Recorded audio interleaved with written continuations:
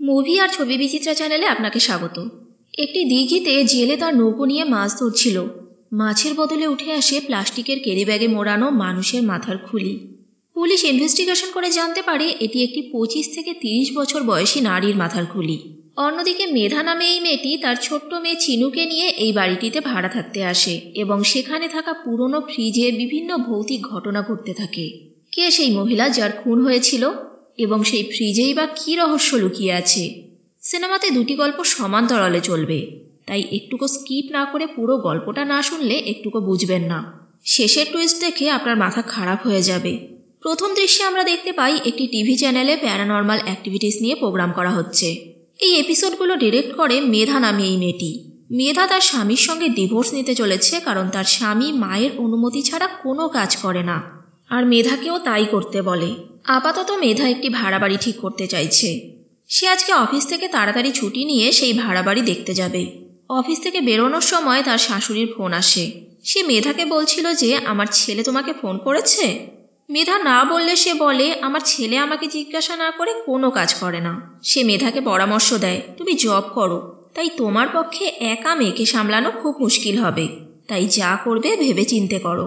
আর হতে পারে তুমি আরেকবার বিয়ে করবে, কিন্তু আমার এটা পছন্দ নয় যে আমার নাতনি আরেকজনকে বাবা বলে ডাকবে। মেধা তার শাশুড়ির এসব কথায় বিরক্ত হয়ে তাকে এসব বিষয় নিয়ে আর ফোন না করতে বলে। মেধা গাড়ি নিয়ে যেই রাস্তা দিয়ে যাচ্ছিল সেখানে সুন্দর একটি দিঘি পড়ে, যেখানে একটি জেলে তার নৌকো করে মাছ ধরছে। মেধা সেই রাস্তা দিয়ে বেরিয়ে যায়। এবার সেই জেলেকে দেখানো হয়। সে জালের মধ্যে প্লাস্টিকে মোড়ানো একটি বস্তু খুঁজে পায়। প্লাস্টিক খুলে দেখে সেখানে মানুষের মাথার খুলি। খবরটা মুহূর্তের মধ্যেই ছড়িয়ে যায়। পুলিশ এবং মিডিয়াও চলে আসে। সেই এলাকায় গৃহমন্ত্রীর বাড়ি। মিডিয়া এই কেসের সাথে গৃহমন্ত্রীর নাম জড়িয়ে খবর ছড়াতে শুরু করে। এরপর মেধাকে দেখানো হয় সে ভাড়া বাড়ি দেখতে এসেছে। অনেক সুন্দর বাড়ি, সামনে বড় উঠান, গাছপালা। বাড়িওয়ালা মেধাকে ঘর দেখায়।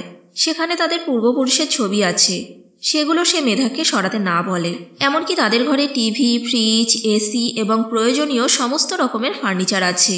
মেধা তার মাকে জানিয়ে দেয় যে এই বাড়িটা তার পছন্দ হয়েছে। এদিকে যেহেতু এই কেসটাতে গৃহমন্ত্রীর নাম জড়িয়ে গেছে, তাই সে পুলিশ টিমকে চাপ দিচ্ছে এই কেসটা তাড়াতাড়ি সলভ করার জন্য। পুলিশ হেডকোয়ার্টার থেকে এসিপি সত্যজিৎকে এই কেসের দায়িত্ব দেওয়া হয়। সত্যজিৎ ঘটনাস্থলে পৌঁছে সেই খুলিটিকে ভালো করে পর্যবেক্ষণ করে। নীলা নামে একজন লেডি পুলিশ অফিসার তাকে এই কেসে সাহায্য করবে। এই কেসে এভিডেন্স হিসাবে খুলির সাথে একগোছা চুল আর একটু মাংসপিণ্ড পাওয়া যায়, যেটার অবস্থা খুবই খারাপ। ফরেন্সিক অফিসার জানায় ল্যাব টেস্ট না করে কিছু জানাতে পারবে না। সত্যজিৎ ঘটনাস্থল থেকে বেরিয়ে যাবার সময় মিডিয়ার লোকেরা তাকে ঘিরে ধরে। সে মিডিয়ার লোকেদের জানায় এ ব্যাপারে পুলিশ টিম তদন্ত চালাচ্ছে এবং বাকি বডি পার্টগুলো খোঁজার চেষ্টা করছে। এবার ফরেন্সিক ল্যাব অফিসার জানায় সেই খুলিটি আনুমানিক 25 থেকে 30 বছর বয়সী মহিলার, এবং এই খুনটি প্রায় 1 বছর আগে হয়েছিল, অর্থাৎ 2019-এর সেপ্টেম্বর থেকে অক্টোবরের মধ্যে। এবার এসিপি সত্যজিৎ নীলাকে বলে সেই জায়গা এবং আশেপাশের জায়গাগুলিতে যতগুলি মিসিং কেস হয়েছে সেইগুলোর লিস্ট তৈরি করতে, আর এর মধ্যে কটা কেস 25 থেকে 30 বছর বয়সী মহিলার মিসিং কেস সেগুলিকে আলাদা করতে। গৃহমন্ত্রীকেও সে সন্দেহ তালিকার বাইরে রাখেনি।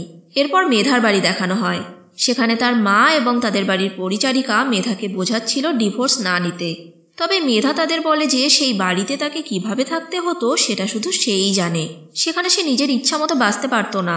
কোনো সিদ্ধান্ত নেওয়ার আগে বাড়ির বড়দের বলতে হতো, এমনকি নিজে কি কাপড় পরবে সেটাও নিজে ঠিক করতে পারত না। এরপর মেধা তার মেয়েকে নিয়ে নতুন বাড়ির দিকে রওনা দেয়। তার মেয়ে একটি পুতুল নিয়ে যেতে চাইলে মেধা তাকে না করে, কিন্তু তার মেয়ে বলে যে এটা তাকে তার মাসি দিয়েছে, তাই সে এই পুতুলটাকে নিয়েই যাবে। এই সিনের মাধ্যমে আমরা জানতে পারি মেধার বোন হঠাৎ করেই 1 বছর আগে সুইসাইড করেছে। তার কারণ মেধার মা এবং মেধা কেউ জানে না।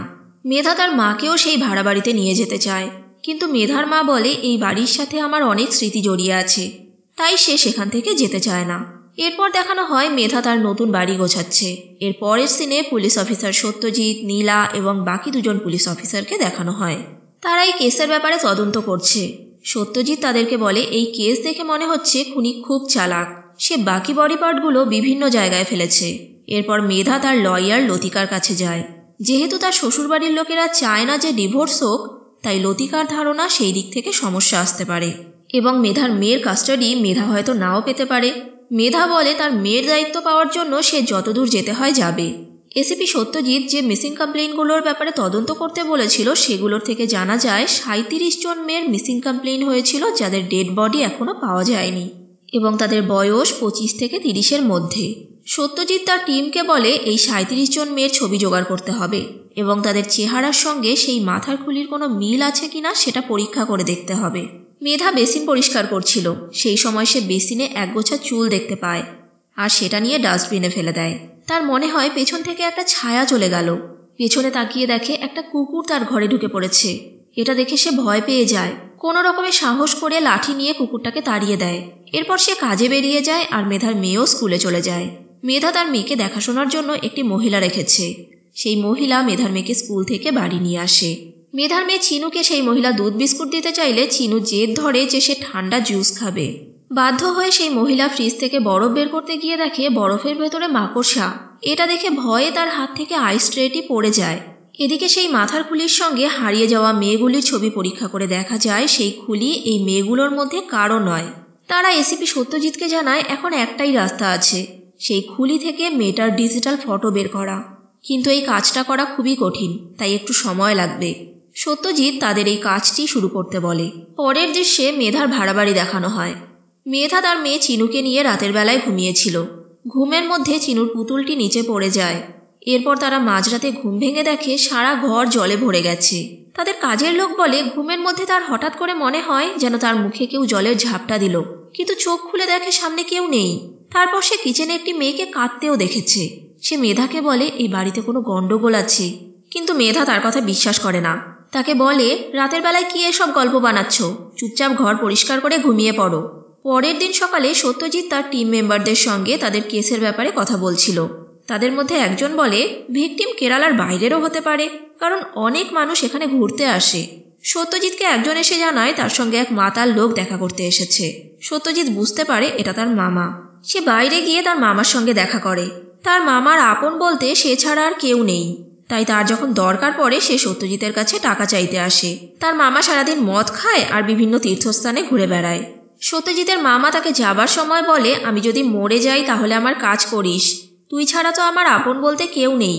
তার মামা যখন বেরিয়ে যাচ্ছিল সেদিকে তাকিয়ে সত্যজিতের মনে হয় ভিকটিম এমন কেউ হতে পারে যার হয়তো আপন বলতে কেউ ছিল না এবং তার খুনের কমপ্লেইনও কোনো পুলিশ স্টেশনে করা হয়নি। এদিকে চিনু তার পুতুলটিকে ফ্রিজের সাথে আটকে রাখে। তার ধারণা পুতুলটি এখানে থাকলে তার আরাম লাগবে। চিনু চলে যাওয়ার পর দেখা যায় পুতুলটির পাশে থাকা জিনিসগুলো নিজে নিজেই ঘুরছে। এবার এসিপি সত্যজিৎকে দেখানো হয় সে এবং তার টিম সিনিয়র পুলিশ অফিসার মালিনীর সঙ্গে মিটিং করছে। ফরেন্সিক অফিসার বলে এই খুলিটির মধ্যে একটি ছাড়া বাকি দাঁতগুলো পড়ে গেছে। দীর্ঘদিন জলে থাকার কারণে দাঁত পড়ে যাওয়াটা স্বাভাবিক, তবে কোনো নকল দাঁত থাকলে সেটি পড়ে না। আর সেই নকল দাঁত পরীক্ষা করে ভিকটিমের আসল পরিচয় জানা যেতে পারে। সে ডক্টর আনন্দ নামে একজন অভিজ্ঞ ডেন্টিস্টের নামও জানায়। সেই ডক্টর খুলির মধ্যে থাকা নকল দাঁতের পরীক্ষা করে এসিপি সত্যজিৎকে জানায় এই দাঁতে যে ম্যাটেরিয়ালগুলো ব্যবহার করা হয়েছে সেইগুলো কোন কোন ডেন্টিস্ট ব্যবহার করে এবং কোন কোন ল্যাব এগুলো সাপ্লাই করে সেটা জানা গেলেই ভিকটিমের পরিচয় জানা সহজ হবে। এদিকে মেধার বাড়িতে বিভিন্ন অদ্ভুত ঘটনা ঘটতে থাকে, যেমন ফ্রিজের মধ্যে থাকা আপেলে একটি কামড় বসানো। চিনু বলছে সে এটা করেনি। এদিকে সত্যজিৎ ডেন্টিস্ট ল্যাবগুলোতে গিয়ে ওই সব পেশেন্টের খোঁজ নিতে বলে যারা ওই প্যাটার্নে দাঁত বসিয়েছিল এবং সেই পেশেন্টদের ফোন করতে বলে। এর মধ্যে যারা ফোন রিসিভ করবে না তাদের ডকুমেন্টস সত্যজিৎকে পাঠাতে হবে। মেধা তার বাড়িতে ঘটে যাওয়া রহস্যজনক ঘটনাগুলোর কথা তার কলিগকে বলে। তার কলিগ একজন তান্ত্রিকের খোঁজ দেয়। মেধা সেই তান্ত্রিককে গিয়ে সবকিছু বলে। সে সেই তান্ত্রিকের কাছে জানতে চায় কেন আত্মারা কিছু নির্দিষ্ট জায়গাতে কিছু নির্দিষ্ট মানুষের সাথেই কন্ট্যাক্ট করার চেষ্টা করে। তান্ত্রিক মেধাকে বলে সবকিছুরই তরঙ্গ দৈর্ঘ্য আছে, যেমন তরঙ্গ দৈর্ঘ্য মিললে তবেই রেডিও চলে, তেমনি তরঙ্গ দৈর্ঘ্য মিললে পরেই তারা সেই নির্দিষ্ট মানুষের সঙ্গে কন্ট্যাক্ট করার চেষ্টা করে।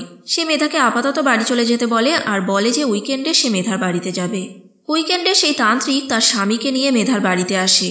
সে আত্মার সঙ্গে কথা বলার জন্য ক্রিয়া শুরু করে। এদিকে সেই পেশেন্টদের ফোন করে দেখা যায় একটি নাম্বার থেকে কেউ ফোন তুলছে না। তারা সেই পেশেন্টের ডিটেলস সত্যজিৎকে পাঠায়।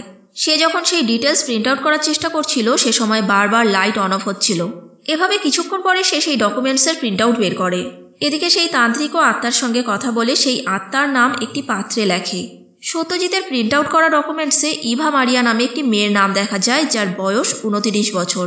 এদিকে তান্ত্রিকও সেই পাত্রে ইভা মারিয়ার নাম লেখে। মেধা রাতের বেলায় স্বপ্ন দেখে চিনু ফ্রিজের ভেতরে আটকে, আর তার মুখের মধ্যে অনেকগুলো চুল আটকে আছে। আতঙ্কে তার ঘুম ভেঙে যায়। সে ফ্রিজের দরজায় আটকানো চিনুর পুতুলটিকে ভেঙে ফেলে আর ফ্রিজটিকে কালো কাপড় দিয়ে ঢেকে দেয়।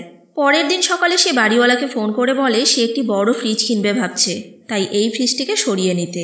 সত্যজিৎ ইভা মারিয়ার ডকুমেন্টসের মাধ্যমে তার আধার কার্ড বের করে। আধার কার্ডে পাওয়া ছবি এবং ডিজিটাল ফটোগ্রাফির মাধ্যমে ডেড বডির মাথার খুলির যে ছবি পাওয়া যায় দুটো সেম। তাই তারা কনফার্ম হয় যে সেই মাথার খুলিটি ইভা মারিয়ার। আধার কার্ডে ইভা মারিয়ার ঠিকানা ছিল। সত্যজিৎ তার কলিগকে নিয়ে সেই ঠিকানায় যায়। সেখানে গিয়ে এক চাওয়ালার কাছে জানতে পারে ইভা মারিয়ার বাবার নাম ফিলিপ। ইভার যখন 1 বছর ছিল তখন তার মা মারা যায়। এরপর ফিলিপ দ্বিতীয়বার লুসি নামে এক মহিলাকে বিয়ে করে। দ্বিতীয় পক্ষে তার এক ছেলে এবং এক মেয়ে রয়েছে। লুসি ইভাকে একদম সহ্য করতে পারত না, তাই ফিলিপ ইভাকে বোর্ডিং স্কুলে দিয়ে দিয়েছিল। এরপর পড়াশোনা শেষ করে ইভা বাইরেই চাকরি করত। সে আর বাড়িতে ফিরে আসেনি। ফিলিপ মারা যাওয়ার সময় তার সম্পত্তি তার 3 ছেলেমেয়ের মধ্যে ভাগ করে দিয়েছিল। এবার সেই এলাকার ব্রোকার কুণালের সঙ্গে সত্যজিতের দেখা হয়। কুণালের মাধ্যমে সে অনেক ইনফরমেশন পায়, যেমন ইভা মারিয়ার ভাগে কোন জমিগুলো ছিল এবং সেই জমিগুলো কোন লোক কিনেছে। যে লোকটি ইভার সম্পত্তি কিনেছে সে জানায় সে লোকাল এক এজেন্সির মাধ্যমে কিনেছে, যাদের সঙ্গে তার দেখাও হয়নি। সত্যজিৎ দেখে ইভার যা সম্পত্তি সেটা প্রায় কয়েক কোটি টাকার। সত্যজিৎ কুণালের থেকে ইভা মারিয়ার সৎ মা লুসির ঠিকানাও জানতে পারে। এবার সে লুসির বাড়িতে যায়। লুসি তাকে বলে ইভা একটি ছেলেকে ভালোবেসে বিয়ে করেছিল এবং রেজিস্ট্রি হয়ে যাওয়ার পরে সে তার বাবাকে কথা জানিয়েছে। তার বাবা এটা শুনে খুব খুশি হয়েছিল আর জমির কাগজ, ইভার মায়ের গয়না নিয়ে তার সঙ্গে দেখা করতে গিয়েছিল। এরপর সে ইভার বাড়িতেই কিছুদিন ছিল। বাড়ি ফিরে এসে সে অসুস্থ হয়ে পড়ে আর জানুয়ারি 2019-এ মারা যায়। লুসি জানে না যে ইভা কাকে বিয়ে করেছিল। সত্যজিৎ লুসিকে জানায় না যে ইভা মারা গেছে। সে তার টিমকে বলে 2018-তে যে বিয়েগুলো হয়েছে সেগুলোর লিস্ট তৈরি করতে। হয়তো এর মাধ্যমেই ইভার স্বামী পর্যন্ত পৌঁছানো যাবে। এদিকে সেই তান্ত্রিক মেধাকে বলে ইভা মারিয়া তাকে কিছু বলতে চাইছে, হয়তো তার মৃত্যু রহস্য শুধুমাত্র মেধাই উদ্ঘাটন করতে পারবে। সেই জন্য সে মেধার কাছে সাহায্য চাইছে। ইভা আবার আসবে তার কাছে। এটা শুনে মেধা তার ডিসিশন চেঞ্জ করে এবং বাড়িওয়ালাকে বলে সে ফ্রিজটি রাখতে চায়। সে বাড়িওয়ালাকে জিজ্ঞাসা করে ফ্রিজটি কোথা থেকে কেনা হয়েছে। বাড়িওয়ালা মনে করতে পারে না যে কোথা থেকে কেনা হয়েছে, তবে এই ফ্রিজটি সেকেন্ড হ্যান্ড। মেধা এবার লোকাল যেসব সেকেন্ড হ্যান্ড দোকান ছিল সেখানে গিয়ে ফ্রিজটির ব্যাপারে খোঁজ খবর নিতে থাকে। কিন্তু এত জিনিসের মধ্যে সেই ফ্রিজটিকে আলাদাভাবে কেউ চিনতে পারে না। সত্যজিতের কাছে ইভার ফোন কলের রেকর্ড আসে। এই নাম্বার এপ্রিল 2020 পর্যন্ত চালু ছিল। তার কলিগ বলে হয়তো ইভাকে খুন করে খুনিয়ে এই মোবাইলটা বাসে বা ট্রেনে ফেলে দিয়েছিল। কেউ হয়তো এই ফোনটি এতদিন ব্যবহার করছিল। সত্যজিৎ বলে খুনি এরকম বোকা কাজ করবে না। এই ফোনটি খুনি নিজেই ব্যবহার করছিল, যাতে কারোর মনে সন্দেহ না হয় যে ইভা মারা গেছে। সত্যজিৎ ইভার হোয়াটসঅ্যাপ প্রোফাইল পিকচার চেক করে।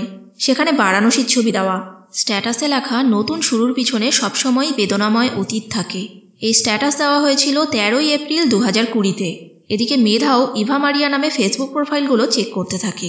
সেখানে সে ইভা মারিয়া নামে একটি প্রোফাইল পায়, যেখানে বারাণসীর ছবি প্রোফাইল পিকচারে আপলোড করা।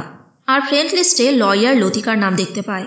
সে লতিকাকে ফোন করে জিজ্ঞাসা করলে লতিকা বলে এই নামে সে কাউকে চেনে না, হয়তো পুরনো কোনো ক্লায়েন্ট হতে পারে। চেক করে সে পরের দিন মেধাকে জানাবে। পরের দৃশ্যে দেখা যায় সত্যজিৎ ইভার স্বামীর খোঁজ পায়। ইভার স্বামীর নাম দর্শন দেব। আবার লতিকাও মেধাকে ফোন করে বলে যে ইভা মারিয়া তার একজন পুরনো ক্লায়েন্ট। সে 2019-এ ডিভোর্স ফাইল করেছিল। ইভার স্বামী দর্শন দেব মেধাদের অফিসের প্রোগ্রামিং হেড।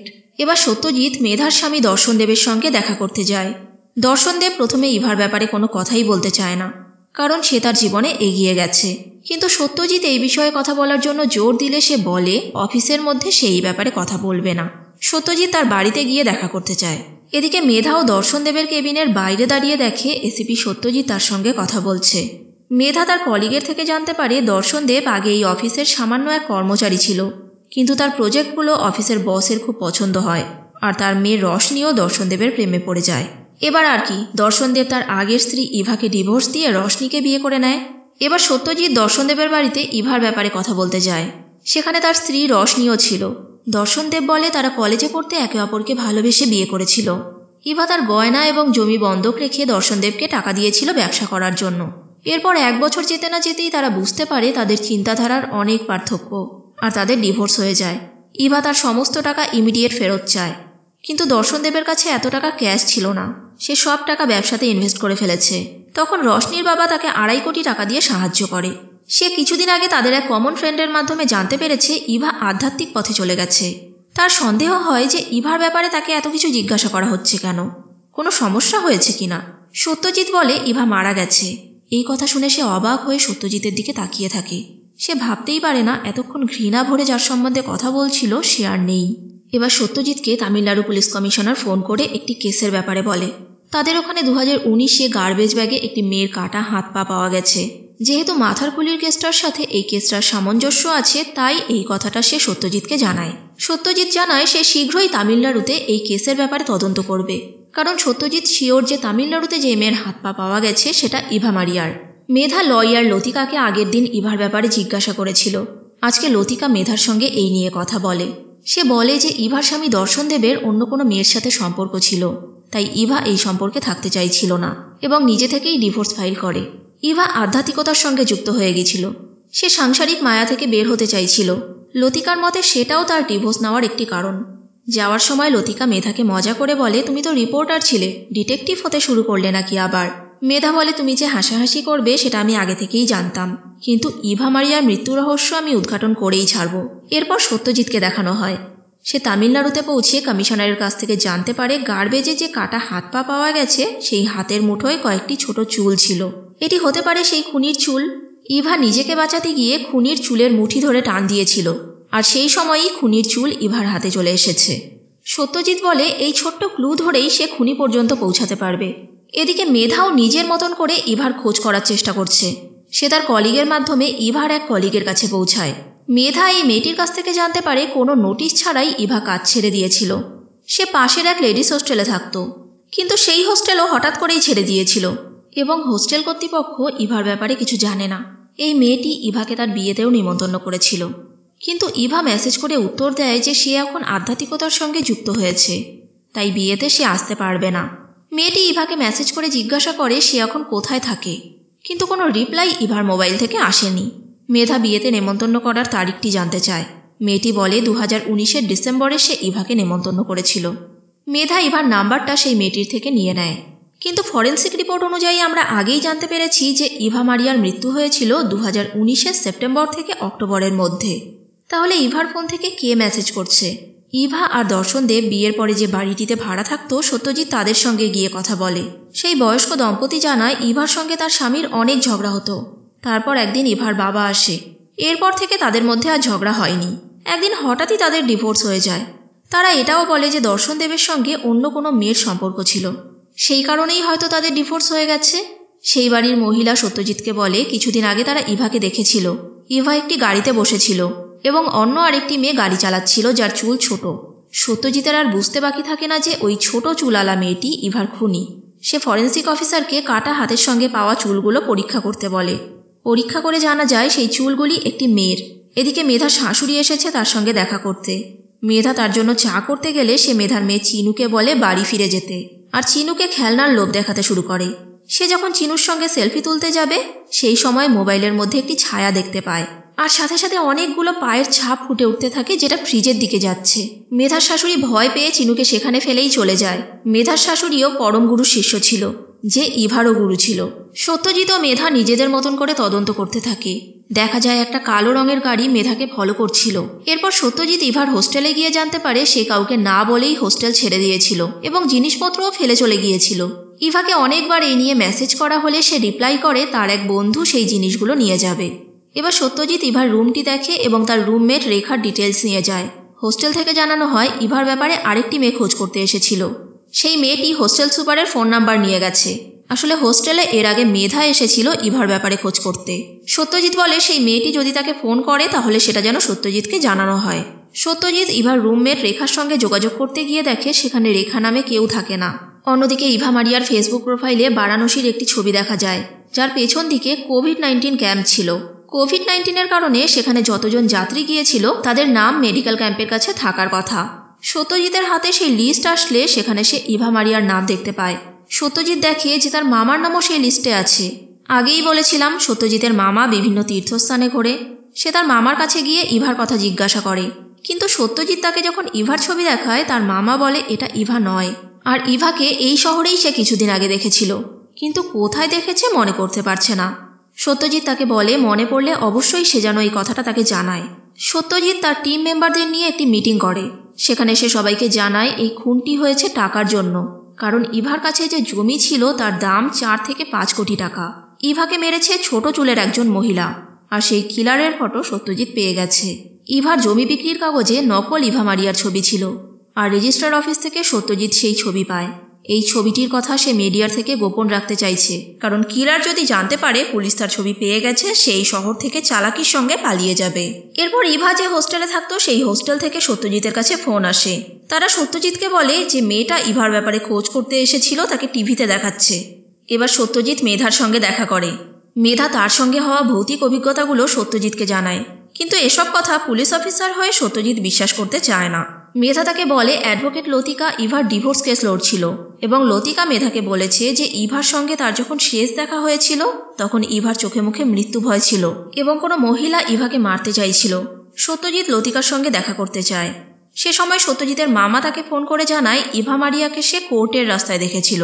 এদিকে মেধা লতিকাকে ফোন করলে সেই কেসে হেল্প করতে রাজি হয়। সত্যজিৎ এবার মেধাকে বলে আমি একটা ছবি দেখাচ্ছি, হয়তো এই মেয়েটাই ইভাকে মেরেছে। এই বলে সে মেধাকে রেজিস্ট্রার অফিসে পাওয়া নকল ইভা মারিয়ার ছবি দেখায়। মেধা এই ছবিটা দেখে অবাক হয়ে যায়। সত্যজিৎ বলে আমাদের মনে যে অসংখ্য প্রশ্ন আছে তার উত্তর এই মেয়েটাই দিতে পারবে, তাই আমরা দুজন একসাথে তার সঙ্গে দেখা করব। ফ্ল্যাশব্যাকে ইভা এবং লতিকাকে দেখানো হয়। ইভা তার সমস্ত সম্পত্তি বিক্রি করে লতিকার সাথে ফিরছিল। লতিকা এই সম্পত্তিগুলো বিক্রি করতে ইভাকে সাহায্য করেছে। ইভা তার ডিভোর্সের ব্যাপারটা কিছুতেই ভুলতে পারছে না, কারণ ছোটবেলার থেকে সে অনেক কষ্ট পেয়েছে। দর্শনের সঙ্গে দেখা হওয়ার পরই সে প্রথমবার হাসি খুশি জীবন কাটাচ্ছিল। ইভা লতিকাকে বলে সে দর্শনকে এত সহজে ভুলতে পারবে না। লতিকা এবার নিজের গল্প ইভাকে বলে। লতিকার বাবা হাউজিং প্রজেক্টের জন্য অনেক টাকা লোকের থেকে নিয়েছিল, এবং সেই প্রজেক্ট কমপ্লিট হওয়ার আগেই তার বাবা মারা যায়। 1 মাসের মধ্যে সে যদি টাকাগুলো ফেরত না দিতে পারে তাহলে লতিকার জেলও হতে পারে। এরপর লতিকা ইভাকে রাতটা তাদের বাড়িতেই থাকতে বলে। সে আর ইভা একসাথে বসে ড্রিঙ্ক করছিল। ড্রিঙ্ক করতে করতে ইভা যখন চেয়ারের উপরেই ঘুমিয়ে পড়ে তখন লতিকা একটি লাইটের তার দিয়ে গলা টিপে তাকে মেরে ফেলে, আর একটা কাটার দিয়ে তার বডি পার্টগুলো কেটে ফ্রিজে রেখে দেয়। এবার এক এক দিন এক এক জায়গায় বডি পার্টগুলো গার্বেজ ব্যাগে ভরে ফেলে দিত। এরপর সেই ফ্রিজটি সে কোনো দোকানে বিক্রি করে দেয়, আর ইভার বাড়িওয়ালা সেই সেকেন্ড হ্যান্ড ফ্রিজটি কিনে আনে। এই কারণেই ফ্রিজটিকে ঘিরে যত ভৌতিক ঘটনা ঘটছিল। এবার সত্যজিৎ আর মেধা লতিকার সঙ্গে দেখা করতে যাচ্ছে। রাস্তায় মেধা তাকে জিজ্ঞাসা করে আপনি কি করে শিওর হলেন লতিকাই খুনি? সত্যজিৎ বলে এই খুনি যেভাবে নিজেকে নকল ইভা মারিয়া সাজিয়েছে তাতে এতটুকু বুঝতে পেরেছি যে খুনি আইনের ব্যাপারে অভিজ্ঞ। আর তার মামাও তাকে ফোন করে জানিয়েছে যে সে নকল ইভা মারিয়াকে উকিলের ড্রেস পরা অবস্থাতে কোর্টের সামনে দেখেছিল, আর খুনটা সে পয়সার লোভেই করেছে। খুব চালাকির সাথে ইভার আধার কার্ডে সে নিজের ছবি বসিয়েছে কোনো রকম অ্যাড্রেস না চেঞ্জ করে, আর তারপরেই ফেক ব্যাঙ্ক অ্যাকাউন্ট তৈরি করে ইভার নামে যে সমস্ত জমি ছিল সেগুলি বিক্রি করেছে। এরপর সে ইভার ফেসবুক অ্যাকাউন্ট, হোয়াটসঅ্যাপে আধ্যাত্মিকতার প্রোফাইল পিকচার দিতে থাকে, আর চেনাশোনা কয়েকজনকে মেসেজ করেও জানায় যে ইভা এখন আধ্যাত্মিকতার পথে চলে গেছে। সে এত চালাকির সাথে এই কাজগুলো করেছে যে ইভার পরিচিত কেউ ধরতেই পারেনি যে এটা নকল ইভা। এমনকি সে এখনও শহরের মধ্যে বিন্দাস ঘুরে বেড়াচ্ছে। সে এটা বিশ্বাসই করে না কেউ তাকে এই খুনের জন্য ধরতে পারবে। সে ইভার পরিচয় নিয়ে বারাণসীতেও গিয়েছিল এবং সেখানে গিয়ে কোভিড-19-এর কারণে আটকে পড়েছিল।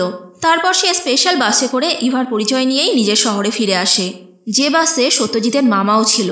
আর বারাণসীতেই লতিকা ইভার ফোনটা জলে ফেলে দেয়। তার আগে সে সোশ্যাল মিডিয়ার মাধ্যমে সবাইকে এটা মেসেজ দিয়ে দেয় যে ইভা আধ্যাত্মিকতার পথে চলে গেছে এবং সে তার পরিচিত কারোর সঙ্গে কন্ট্যাক্ট রাখতে চায় না। এবার সত্যজিৎ ও মেধা লতিকার সঙ্গে দেখা করার জন্য রওনা দেয়। এদিকে লতিকা ততক্ষণে মেধার বাড়িতে পৌঁছে গেছে। মেধা ইভার খুনের ব্যাপারে যে ইনফরমেশনগুলো কালেক্ট করেছিল সেগুলি সে সেখান থেকে নিতে গিয়েছিল। তার ভয় ছিল যে মেধা যেভাবে তদন্ত শুরু করেছে তাতে হয়তো সে আসল কিলার বা লতিকা পর্যন্ত পৌঁছে যেতে পারে। কিন্তু সে যখন ফাইলটা হাতে নেয় সেই সময় লাইট অন অফ হতে থাকে আর একটি মেয়ের ছায়ামূর্তি দেখা যায়। লতিকা টর্চ নিয়ে এগিয়ে গেলে সামনে সেই লাল ফ্রিজটা দেখতে পায় যেখানে সে ইভাকে কেটে রেখে দিয়েছিল। ফ্রিজের ভেতর থেকে রক্ত পড়ছিল। সে ভয়ে ভয়ে যখন ফ্রিজের দরজা খোলে দেখে যে ফ্রিজের ভেতরে অনেকগুলো কালো পলিথিনে মোড়ানো জিনিস, আর সারা ফ্রিজে রক্ত লেগে আছে। ইভাকে মারার পর যখন ফ্রিজে রেখেছিল তখন ফ্রিজটা যে অবস্থাতে ছিল এখনও সেই অবস্থাতেই আছে। এরপর পরের দিন সকালের দৃশ্য দেখানো হয়। মেধার ভাড়া বাড়ির সামনে অনেক মিডিয়ার লোক, পুলিশও সেখানে এসেছে। নিউজে দেখানো হয় আগের দিন ফ্রিজ ব্লাস্ট হয়ে লতিকা মারা গেছে। মেধা সত্যজিৎকে এসে বলে আমি বলেছিলাম না প্যারানর্মাল অ্যাক্টিভিটিস আমাদের আশেপাশেই হয়। সিনেমাটিতে ইভার মৃত্যু রহস্যকে দুজন দুভাবে উন্মোচন করার চেষ্টা করছিল। পুলিশ অফিসার হওয়ার কারণে সত্যজিৎ এভিডেন্স এবং ফরেন্সিক রিপোর্টের তথ্য অনুযায়ী তদন্ত চালাচ্ছিল। অন্যদিকে মেধা যেহেতু প্যারানর্মাল অ্যাক্টিভিটিসে বিশ্বাসী, তাই সে সেই পথ বেছে নিয়েই ইভা মারিয়ার নাম জানতে পেরেছে। পরে অবশ্য নিজের মতন করে তদন্ত চালিয়েছে। যাই হোক, তারা দুজনে যে খুনির সন্ধান পায় সেটা আমরা ধারণাও করতে পারিনি যে এ খুনি হতে পারে। এমনকি তারা দুজন নিজেরাও ভাবতে পারেনি যে এই মানুষটা খুনি হতে পারে। আজকের এক্সপ্লেনেশনটা আপনাদের কেমন লাগলো প্লিজ কমেন্ট করে জানাবেন। আর এরকমই ভালো ভালো এক্সপ্লেনেশন শুনতে চ্যানেলটাকে সাবস্ক্রাইব করে রাখবেন। Thank you.